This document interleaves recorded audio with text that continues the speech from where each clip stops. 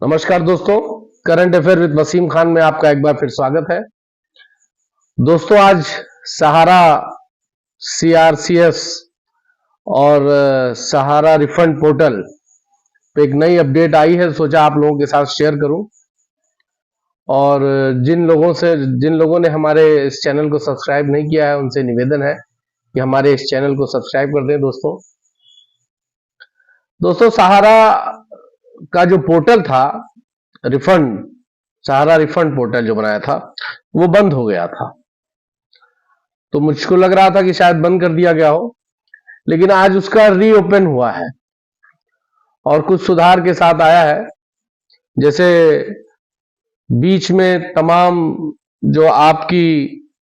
Maximum लोगों की जो है वो डिफेंस आई गई थी कि रिजेक्ट हो गए थे। कुछ लोगों के नाम, कुछ लोगों की शक्ल, कुछ लोगों की फोटो, इस तरह की चीजों को लेकर के उन्होंने रिजेक्ट कर दिया था। उसमें कुछ सुधार आया है। सुधार का मतलब यह है कि जो गलती हुई है उसको सुधारने का मौका दिया है नाम का, लेकिन अभी तरीका नहीं बताया कि सुधार का क्या तरीका होगा। और जिन लोगों का सही है उनका पैसा संभवतः आज 2 नवंबर है, और या फिर मैक्सिमम दिवाली तक। सरकार हर चीज को इवेंट बनाती है। पैसा हमारा है, हम ही को दे करके माला पहनाया जाएगा। माला वो पहनेंगे, पैसा हमारा। और एक चीज सबसे बड़ी बात यह है कि इस पूरे प्रकरण में ब्याज की बात नहीं हो रही। आपका जमा है, मूलधन की बात हो रही है। अभी तक जो सहारा श्री सीना ठोक के कह रहे थे कि एक एक दिन का ब्याज लोगों को दिया जाएगा, उनकी जबान भी खामोश है। वो भी अभी ब्याज की कोई चर्चा नहीं कर रहे हैं। दोस्तों, मैं ये कह रहा था कि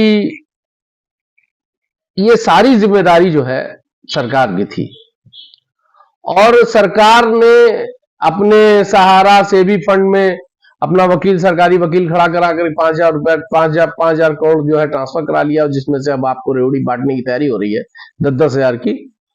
लेकिन अगर पब्लिक की तरफ से कोई प्राइवेट वकील सुप्रीम कोर्ट में खड़ा होकर के इस बात को मजबूती से रखता या रखे, तो सहारा को पैसा रिफंड करना ही पड़ेगा।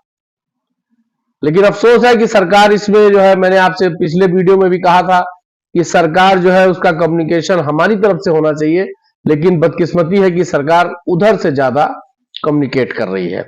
वहां एक चीज ये आ रही है दोस्तों कि अभी पोर्टल में यह भी है कि अब 31 मार्च 2023 के बाद वाला जो है वो पेमेंट नहीं करेंगे, पहले वाला।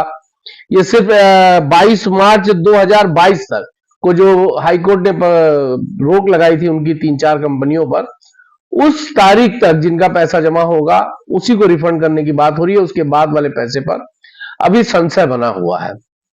और बात यह भी हो रही थी कि जिले पर इनके एक ऑफिस ब्रांचेस खोलने की बात हो रही थी, लेकिन ऐसा कुछ होता दिखाई नहीं दे रहा है। दोस्तों, पोर्टल पर लगभग 125 करोड़ लोगों ने, 125 करोड़ भारतीयों ने अपने दस्तावेज लॉगिन किए, और 90% उसमें से लोगों का पोर्टल ने रिजेक्ट कर दिया।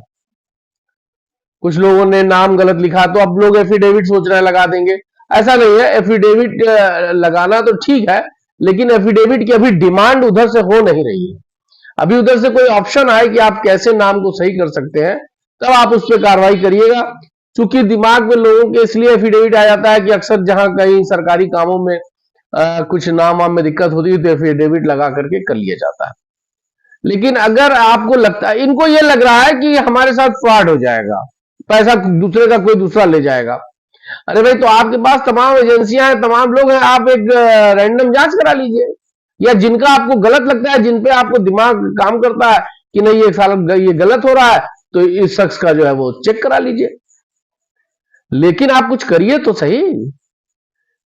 अपडेट आ रही है, बंद हो जा रहा है, लिंक जारी हो रहा है, नए नए कानून आ रहे हैं, लेकिन पेमेंट अभी नहीं आ रहा है।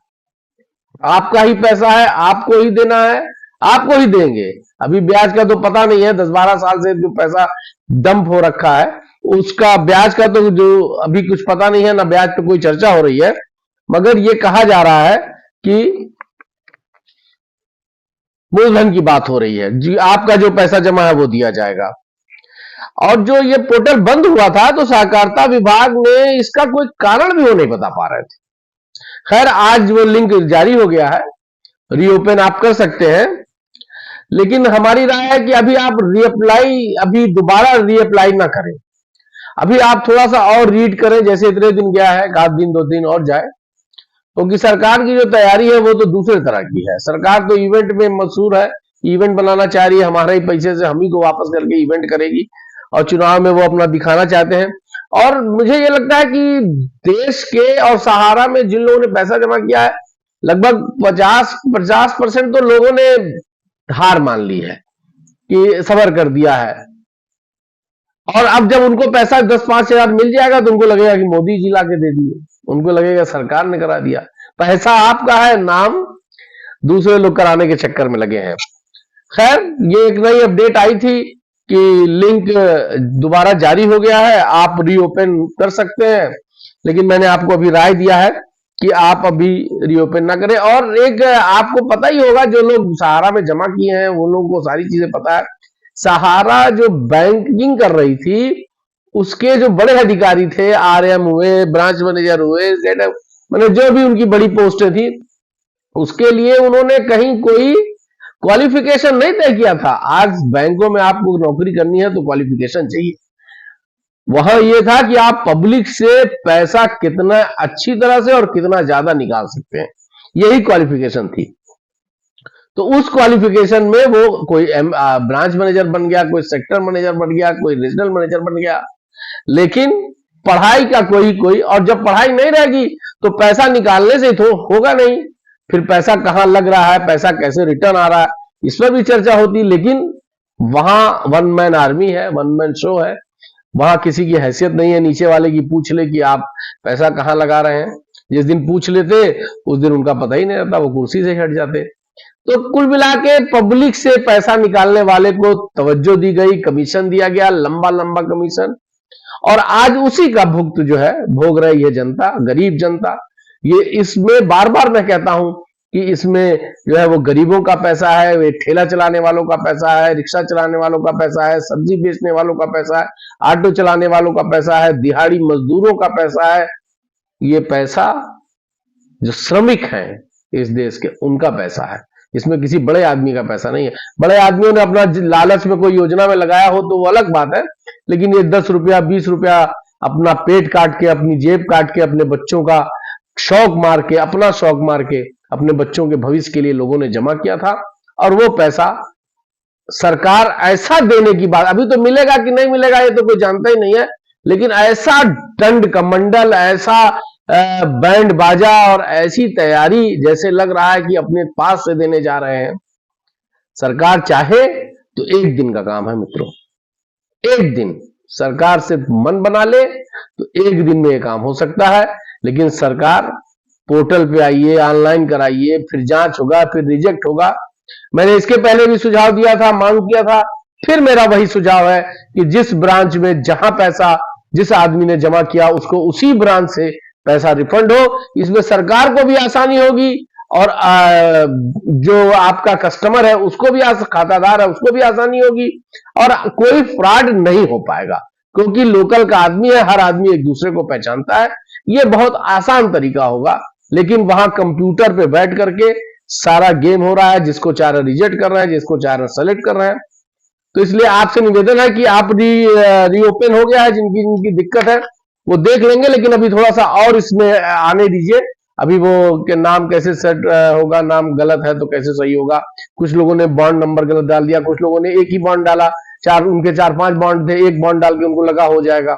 कुछ लोगों की फोटो बॉन्ड की अच्छी नहीं आई। तो इन सब छोटी छोटी चीजों की दिक्कतें आई हैं वहां पर। और पहले तो इन्होंने साफ मना कर दिया था कि आप हमारे खातेदार नहीं हैं। तो सवाल ये, इन्होंने अब ये मांग रहे हैं ओपनिंग वाला फॉर्म का स्कैन मांग रहे हैं। तो ओपनिंग फॉर्म की स्कैन हम कहां से दे देंगे? वो तो आपके ऑफिस में है, आपने ऑफिस में कूड़े में फेंक दिया होगा, रद्दी में भेज दिया होगा। वरना 4 महीने का समय मिला ना, मार्च में ये आदेश हुआ है 22 मार्च को, और 18 जुलाई को ये पोर्टल लॉन्च हुआ है। तो इस 4 महीने में क्या कर रहे थे? इस 4 महीने में ही चाहते तो तमाम चीजों को सैचुरेट कर लेते, एक लाइन बन जाती, आराम से काम हो जाता, लेकिन ऐसा हुआ नहीं। मैं आप लोगों से कहने आया हूं दोस्तों कि आप लोग डटे रहिए, पैसा तो इनको वापस करना ही पड़ेगा। और हमारे इस चैनल को सब्सक्राइब कर दीजिएगा, लाइक कर दीजिएगा, शेयर कर दीजिएगा, और अपनी प्रॉब्लम, अपनी समस्या इसके कमेंट्स में जरूर लिखिएगा। कमेंट्स लिखने से पब्लिक में ये बात जाती है, सरकार तक आपकी बात पहुंचती है। और ज्यादा से ज्यादा शेयर करिएगा। जय हिंद।